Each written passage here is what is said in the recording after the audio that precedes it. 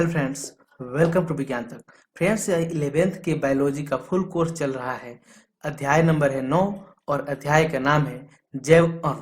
Friends, मैं NCERT जो 11th के का बायोलॉजी है उसका कंप्लीट चैप्टर वाइज मैं करा रहा हूं, जिसमें मैंने अभी तक 8 चैप्टर करा दिया है तथा इस 9वें चैप्टर का 4 वीडियो बना दिया है। अगर आपने ये सब वीडियोज नहीं देखे हैं तो ऊपर आपको आई बटन पे यहाँ पे लिंक मिल जाएगा या फिर डिस्क्रिप्शन में लिंक मिल जाएगा, वहां से जा करके आप उन सभी वीडियोज को देख सकते हैं ताकि आपका समझ बेहतर हो सके। तो चलिए अब बिना किसी देरी के आज के वीडियो को शुरू करते हैं। फ्रेंड्स, मैंने जैसे बताया आपको कि इसका 4 वीडियो पहले बना दिया है। अगर आपने वो सब देख लिया तभी आप आगे वाला वीडियो अच्छे से समझ पाएंगे। देखिए, आज पढ़ना है न्यूक्लिक अम्ल, दूसरे प्रकार का बृहत अणु जो किसी भी जीव ऊतक के अम्ल अवलेय अंश में मिलता है उसे न्यूक्लिक अम्ल कहते हैं। जैसे मैंने आपको बताया ही था पहले वीडियो में कि क्या करते हैं कि ऊतक को क्या करते हैं, खरल में लेकर के और उसको छोटे छोटे टुकड़ों में तोड़ते हैं और फिर उसमें देखते हैं कि एक विलेय पार्ट होता है और एक अविलेय होता है। जो विलेय वाला होता है उसे लघु अणु कहते हैं और अविलेय पार्ट में जनरली बृहत अणु रहते हैं। तो उसी में से एक है न्यूक्लिक अम्ल भी। तो कहाँ पे मिलता है न्यूक्लिक अम्ल? यह बृहत अणु है जो किसमें मिलता है? अविलेय अंश में मिलता है। यह पॉलीन्यूक्लियोसाइड्स होते हैं। यह पॉलीसेकेराइड्स व पॉलीपेप्टाइड के साथ समाविष्ट होकर किसी भी जीव ऊतक या कोशिका का वास्तविक बृहद आणविक अंश बनाता है। ठीक है, तो क्या होता है, किसी भी मतलब कोई भी कोशिका हो, किसी भी जीव की कोशिका हो, उसमें ये क्या होते हैं, पाए जाते हैं और ये बृहद आणविक अंश बनाते हैं। न्यूक्लिक अम्ल न्यूक्लियोटाइड से मिलकर बने होते हैं। अब जितने सारे भी न्यूक्लिक अम्ल हैं, ठीक है, वो किससे मिलकर बने होते हैं? ये मिलकर के बने होते हैं न्यूक्लियोटाइड से। याद रखिएगा न्यूक्लिक अम्ल कैसे बनता है, तो न्यूक्लियोटाइड से मिलकर के बनता है। एक न्यूक्लियोटाइड 3 भिन्न रासायनिक घटकों से मिलकर बना होता है। मैंने आपको इसके बारे में पहले ही बताया है। पहला विषम चक्रीय यौगिक, दूसरा मोनोसेक्राइड्स और तीसरा फॉस्फोरिक अम्ल। तो पहला क्या होता है जी? पहला होता है विषम चक्रीय यौगिक, दूसरा मोनोसेक्राइड और तीसरा फॉस्फोरिक अम्ल, या उसे हम फॉस्फेट भी कहते हैं। इन्हीं से मिलकर के बना होता है। आपने चित्र 9.1 में देखा होगा, जिसे मैंने आपको दिखाया था। तो आप ध्यान देंगे तो पाएंगे कि न्यूक्लिक अम्ल में विषम चक्रीय यौगिक नाइट्रोजनी क्षार जैसे एडेनिन, ग्वानिन, यूरेसिल, साइटोसिन तथा थाइमिन होता है। तो विषम चक्रीय में जो पहला इसका पार्ट है, क्या है, विषम चक्रीय है, उसमें क्या होते हैं, तो उसमें नाइट्रोजनी क्षार पाया जाता है, यानी नाइट्रोजन के क्षार पाए जाते हैं। और वो कितने होते हैं, तो ये होते हैं 5, जैसे एडेनिन है, ग्वानिन है, यूरेसिल है, साइटोसिन है तथा थाइमिन होता है। एडेनिन व ग्वानिन प्रतिस्थापित प्यूरिन है, यानी ये प्यूरिन का ही टाइप है। एडेनिन और ग्वानिन जो है वो क्या है, प्रतिस्थापित प्यूरिन है। यानी आप ऐसे समझ सकते हैं कि प्यूरिन को 2 भागों में फिर बांटा जाता है, जो एडेनिन और ग्वानिन होते हैं, तथा अन्य 3 प्रतिस्थापित पिरिमिडिन पिरिमिडिन है। तो आप देखिए इसमें से 5 था, एडेनिन और ग्वानिन निकाल दीजिए, ये क्या है, पायरिमिन, ये प्यूरिन है। तो बाकी जो बच गए यूरेसिल, साइटोसिन और थाइमिन, ये क्या है, ये पिरिमिडिन है। यानी ऐसे समझ सकते हैं कि जो नाइट्रोजनी क्षार होते हैं उन्हें 2 भागों में बांटते हैं। एक होता है प्यूरिन, ये सॉरी किधर गया, हाँ, ये पहला प्यूरिन और दूसरा होता है पिरिमिडिन। ठीक है, प्यूरिन पुनः 2 प्रकार का होता है, एडेनिन और ग्वानिन। ए और बी आप ऐसे लिख सकते हैं, 2 होता है एडेनिन और ग्वानिन। और पिरिमिडिन 3 प्रकार का होता है। कौन कौन? पहला है यूरेसिल, दूसरा साइटोसिन और तीसरा थाइमिन। विषम चक्रीय वलय को क्रमशः प्यूरिन और पिरिमिडिन कहते हैं। मैंने बताया ही, 2 प्यूरिन और पिरिमिडिन कहते हैं। पॉलीन्यूक्लियोटाइड में मिलने वाली शर्करा या तो राइबोज या डिऑक्सी राइबोज होती है। ठीक है, तो जो पॉलीन्यूक्लियोटाइड में शर्करा मिलता है वो क्या होता है, या तो राइबोज होता है या फिर डिऑक्सी राइबोज होता है। अब देखिए, ये राइबोज होता है वो किस में मिलता है, ये मिलता है आरएनए में, इसीलिए तो उसका नाम है राइबोज न्यूक्लिक एसिड। ठीक है, तो आरएनए में क्या मिलता है, ये राइबोज।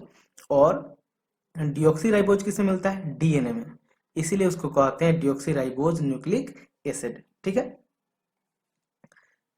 जिस न्यूक्लिक अम्ल में डिऑक्सीराइबोज मिलता है उसे डिऑक्सीराइबोज न्यूक्लिक अम्ल, वो जिनमें राइबोज मिलता है उसे न्यूक्लिक अम्ल या आरएनए कहते हैं, उससे मैंने बताया ही। तो डीएनए में क्या मिलता है? डिऑक्सीराइबोज न्यूक्लिक एसिड मिलता है, और आरएनए में क्या मिलता है? Ribose nucleic acid. ठीक है, या ऐसे कहिएगा जिसमें राइबोज मिलता है उसे आरएनए कहते हैं, यानी राइबोज न्यूक्लिक एसिड कहते हैं, और जिसमें डिऑक्सीराइबोज मिलता है उसे क्या कहते हैं? डीएनए यानी डिऑक्सीराइबोज न्यूक्लिक एसिड कहते हैं। चलिए अब जानते हैं प्रोटीन की संरचना, कि प्रोटीन की संरचना कैसी होती है। जैसा कि पहले बताया गया है कि प्रोटीन विषम बहुलक होते हैं, मैंने पिछले वीडियो में बताया था आपको कि क्या होते हैं? प्रोटीन विषम बहुलक होते हैं जो एमिनो अम्ल की लड़ियों से मिलकर के बने होते हैं, यानी बहुत सारे अमीनो अम्ल, जैसे मान लीजिए एक अमीनो अम्ल है कि है, तो बहुत सारे अमीनो अम्ल की लड़ियों से मिलकर के बने होते हैं। अणुओं की संरचना का अर्थ विभिन्न संदर्भों में भिन्न भिन्न होता है। ठीक है, तो इनका संरचना का अर्थ भी बदलते रहता है, अलग अलग, अब जैसे देखिए उससे अलग अलग होता है। अकार्बनिक रसायन में संरचना का संबंध आणविक सूत्र से होता है। ठीक है, तो अकार्बनिक रसायन में हम लोग इसका संबंध किससे देखते हैं? आणविक सूत्र से देखते हैं, जैसे इसे NaCl दिखाएंगे, MgCl2 दिखाएंगे। ठीक है, जैसे मतलब सोडियम क्लोराइड, मैग्नीशियम क्लोराइड, तो ये क्या है? आणविक सूत्र हो गया। कार्बनिक रसायन विज्ञानी अब अणुओं की संरचना जैसे बेंजीन, नेफ्थलीन आदि को व्यक्त करते हैं, वे हमेशा इसकी द्वियामी दृश्य को व्यक्त करते हैं। ठीक है, तो ये क्या करते हैं? अणु सूत्र पर ध्यान नहीं देते हुए क्या करते हैं? द्विआयामी दृश्य पे व्यक्त करते हैं, मतलब द्विआयामी जो दृश्य होता है उसको दिखाते हैं, यानी टू डायमेंशनल जो फिगर होता है उसके माध्यम से वो अपनी व्याख्या करते हैं। भौतिक विज्ञानी आणविक संरचना के त्रिआयामी दृश्य को, जबकि जीव विज्ञानी प्रोटीन की संरचना 4 तरह से व्यक्त करते हैं। ठीक है, तो देखिए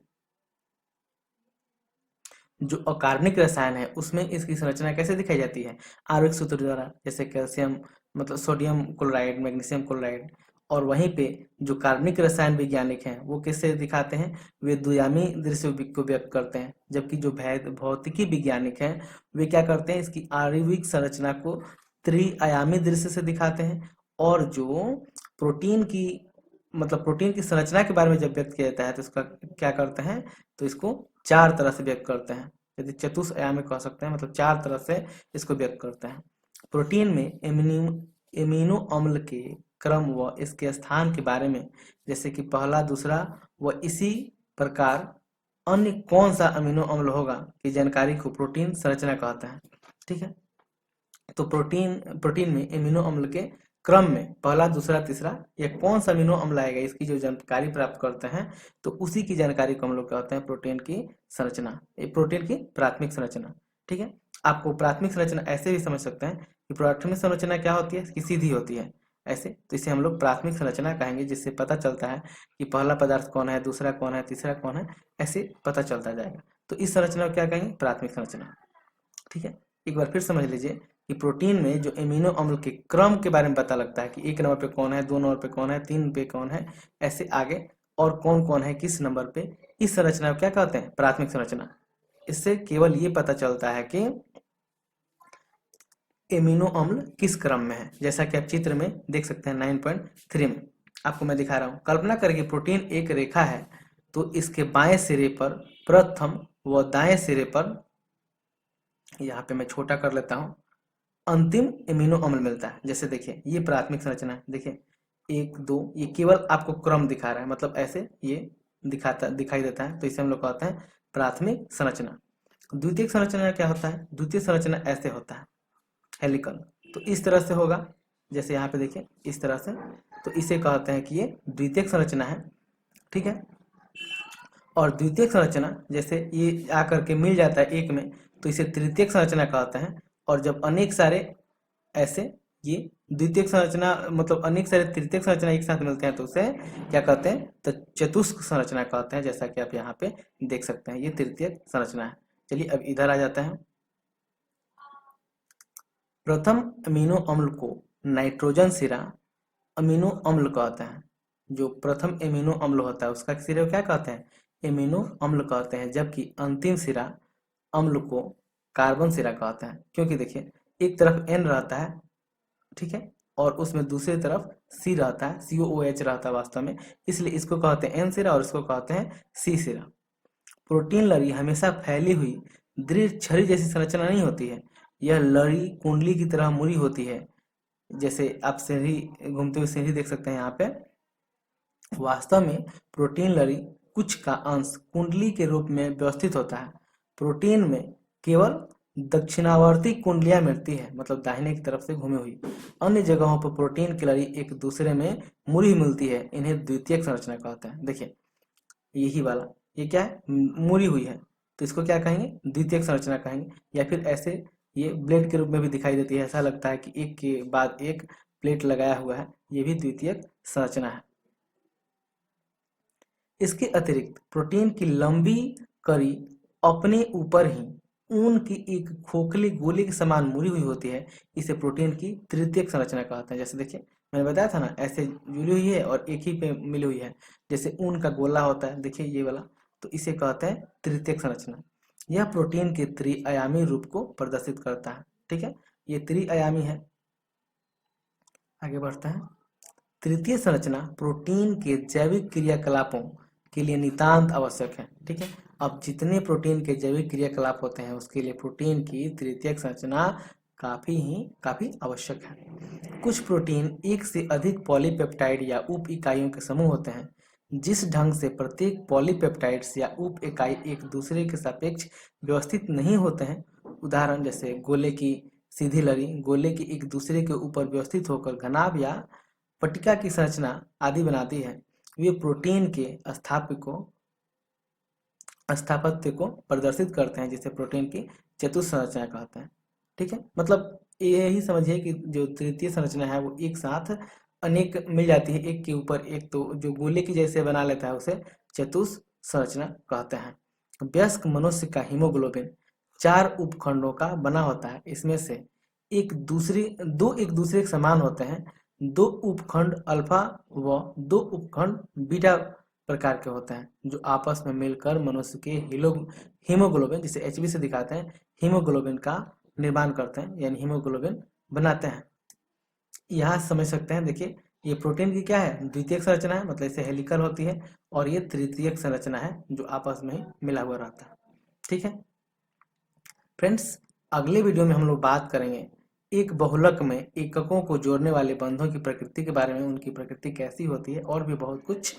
यह वीडियो आपको कैसा लगा है कमेंट करके जरूर बताइएगा। अच्छा लगा है वो भी बताइएगा, कोई खराबी है वो भी बताइएगा। अच्छा लगा है तो लाइक भी कीजिएगा, अपने फ्रेंड्स के साथ शेयर भी कीजिएगा। यह वीडियो देखने के लिए आपका बहुत बहुत धन्यवाद। बाय।